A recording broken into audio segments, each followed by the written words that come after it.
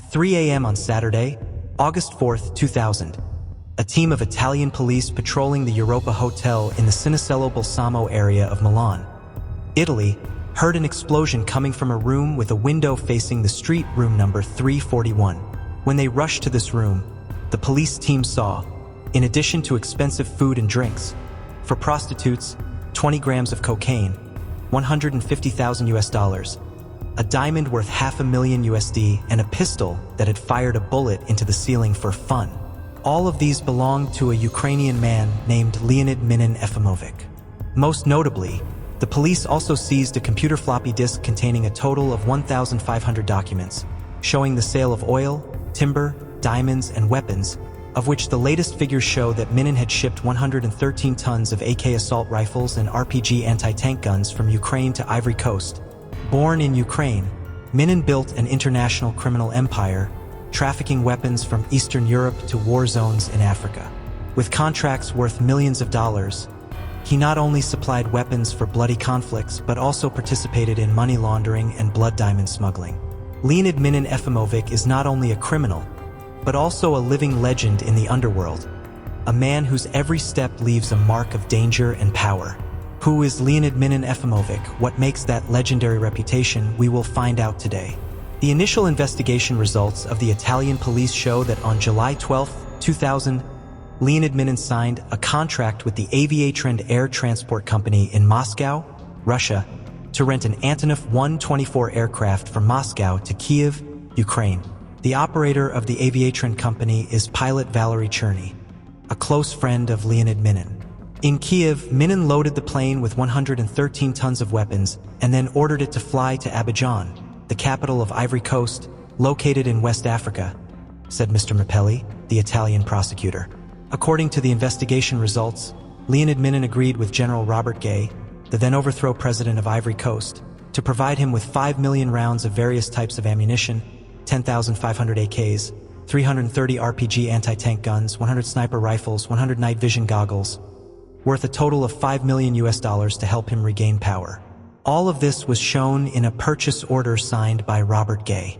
Furthermore, the documents stored on the floppy disk also showed that 16 months earlier, an Antonov aircraft of the Aviatrend company chartered by Minin had taken off from Ukraine with 68 tons of weapons to supply Burkina Faso, 279 tons to the Charles Taylor regime in Liberia, and to the rebels of the Sierra Leone Revolutionary Front, RUF. All three of these countries are located in Africa and were subject to an arms embargo by the United Nations. The Ukrainian government claims that the arms export was legal because the Warsaw Pact, which included a clause prohibiting the sale of arms to countries not covered by the treaty, has been invalid since the collapse of the Soviet Union and socialist countries. However, the Italian prosecutor argues that the private jet Minin used to transport the guns and ammunition from Ouagadougou, the capital of Burkina Faso, to Monrovia, Liberia, and then the weapons were transported by truck to the RUF, which was in violation of the UN arms embargo. Therefore, they have the right to arrest Minin. His full name is Leonid Minin Efimovich, born on December 14, 1947 in Ukraine. In 1970, Minin moved to Israel, and in the same year, Minin was arrested by West German police for forging identity documents, possessing illegal drugs, and suspected of stealing works of art. After being imprisoned for 2 years and released, Minin went to Bolivia, then Switzerland, Germany, Monaco, and finally Italy. In 1990, Minin opened a timber trading company, registered in Zug, Switzerland, with offices in Monrovia, Liberia, and Tel Aviv, Israel. As with a number of other gun tycoons, the collapse of the Soviet Union and the countries in the socialist bloc opened up extremely lucrative business opportunities. Millions of guns of all kinds, along with anti-tank missiles, surface-to-air missiles, even tanks, armored vehicles, and armed helicopters, filled warehouses stretching from Bulgaria in the south to Poland in the north, not to mention weapons in Soviet republics such as Ukraine, Chechnya, Kazakhstan, Uzbekistan, Tajikistan, but not strictly managed. Ken Silverstein, a member of the organization Global Witness, said, "At that time, an AK-47 only cost $6. You could buy as many as you wanted." Therefore, Leonid Minin became a gun dealer because he had many relationships with the above countries, especially Ukraine, where Minin was born. Under the Soviet Union, Ukraine was an important shield with the Red Army force of up to 800,000 people. In addition, Ukraine ranked third in the Soviet defense industry, contributing 45% of the gross national product. Weapons produced from factories located in Ukraine such as tanks, planes, warships, guns, and ammunition could immediately be supplied to all fronts within a year if war broke out. However, 6 years after the collapse of the Soviet Union and other socialist countries, $32 billion worth of weapons and military equipment were stolen and sold on the black market. One of Leonid Minin's first deals took place in 1993. In mid-June, an Il-76 transport plane took off from an airport near a Black Sea port loaded with AK rifles, mortars, ammunition, and uniforms worth $250,000. All of the weapons were manufactured in Czechoslovakia and were destined for Eritrea, a country in the African gun zone, which was at that time at war with neighboring Ethiopia, although the bill of lading listed the buyer as the Republic of Georgia. In late 1997 and early 1998, under Minin's organization, many flights carrying weapons from Ukraine flew to Peshawar, Pakistan, and then sold them to the Taliban government in Kabul, Afghanistan. At the same time, Minin also supplied a large amount of guns and ammunition worth tens of millions of dollars to Yugoslavia and Iraq, even though these two countries were under embargo by the United Nations. Not to mention Minin's hand also reached Somalia, Yemen, Liberia, Somalia, and Sierra Leone, where 11 major conflicts involving 32 countries broke out during the 90s of the last century. According to the United Nations Arms Embargo Committee, most of the weapons sold by Minin on the black market fell into the hands of extremist ethnic groups and terrorist organizations, causing the deaths of more than 700,000 people. 500,000 people became refugees, and more than 2 million people had to leave their villages and seek temporary shelter in big cities.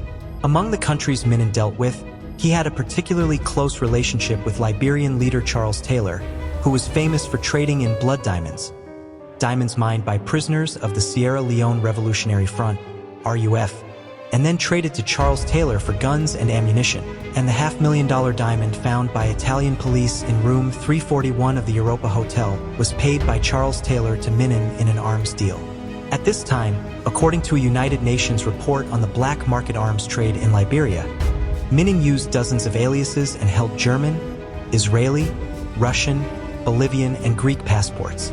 The report said, Leonid Minin was involved in various criminal activities, ranging from the trade in stolen works of art to the smuggling of weapons, oil, diamonds, and money laundering. Under Taylor's rule, arms were a lucrative business in Liberia. Whenever he visited Monrovia, the capital of Liberia, Minin stayed at the Hotel Africa and was always escorted by 3 Liberian Secret Service agents. Addicted to cocaine and surrounded by high-class prostitutes, Minin lived like a king. In addition to supplying weapons, Minin was involved in the diamond trade and ran a logging company called Exotic Tropical Timber Enterprise. According to Alex Vines, a UN expert, Minin supplied weapons to Taylor in exchange for a monopoly on logging. The key to Minin's success was giving Charles Taylor what the dictator liked. In late 1998, Minin handed over his 27-seat private jet, worth $1.2 million, for Taylor to use as the Liberian president's private jet, and this move drove Victor Bout, known as the Merchant of Death, out of the Liberian gun business. While most Liberians lived in poverty, Charles Taylor made a lot of money from buying blood diamonds from the RUF and selling them to Europe. Next, Charles Taylor used this money to buy weapons to supply the RUF, whose arms dealer was none other than Minin. In return for this support, the RUF was ready to send mercenaries to Liberia whenever Taylor needed it. Immediately after receiving the plane, Taylor sent it to Niger to pick up a shipment of weapons and send it to the RUF. A few days after receiving the weapons, the RUF rebels launched a bloody attack that killed at least 5,000 people to gain control of Sierra Leone's best diamond mine. Also on this plane, Charles Taylor attended regional peace talks in Togo and attended the presidential inauguration in Nigeria. After Minin's arrest, it took the Italian police several months to translate 1,500 documents and check their accuracy. This gave them the knowledge that Minin frequently traveled between Africa and Europe in the course of his business, and that Italy was the main office where he conducted his arms trade, and that was the basis for Italy to take up the case. When Minin was arrested, the head of the investigation, Salvatore La Barbera, said, "I was alarmed by the documents seized from Leonid Minin by the police office in Cinisello Balsamo. They showed that he was part of an international criminal organization. Before the Italian court started the trial, Minin changed lawyers 4 times and denied any involvement in the arms trade. During an interrogation, Minin replied that the documents found in the hotel room belonged to Valery Cherny, and that he had accidentally put them in his briefcase when the two met in Bulgaria a few days before his arrest. According to prosecutor Mapelli, the Italian court only found evidence specifically proving that Minin had sold 68 tons of weapons to Burkina Faso, 279 tons to Liberia, and 113 tons to Ivory Coast. However, that alone was enough to convict this boss, said Mr. Mapelli.